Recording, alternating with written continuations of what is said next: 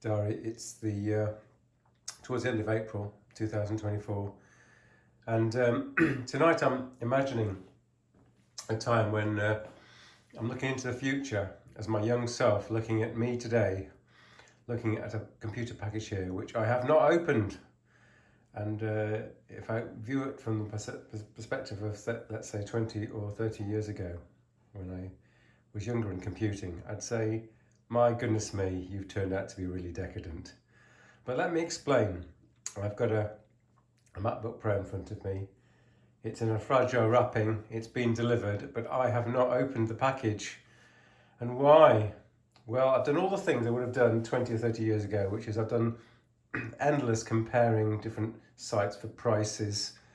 I've looked at specifications. I've chosen a time when the price for this reused and refurbished computer, it's not a new one, has come right down.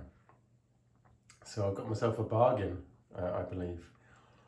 So I've done all of that and I've saved up my money. I've not gone into debt. All the things I would have done, like I say, at least 30 years ago. But 30 years ago, I would have instantly, on receipt of the package, have ripped it open and started using it and configuring it and looking all about this package and figuring out what to do with it. But today, I simply do not have the time. I've got several things to do. Coincidentally, they're kind of Mac related. If you see up here, I've got a machine here to look at and convert onto Sonoma. It's been running Ventura for about 6 months. So that's going to be done. And if you're familiar with older Apple computers, you'll know there's something called Open Core Legacy Patcher. So that's an interesting tool which I'm going to try and use. And there's another Apple computer here, which is dead as a dodo and needs to be looked at as well. And I'm going to see if I can use DFU mode to revive that, but I'm not very optimistic. And lastly, I've got a presentation to do. It's already been written, but I need to give it at least a once through. Configure the projector that's going to be used to make the presentation, make sure there's no spelling mistakes.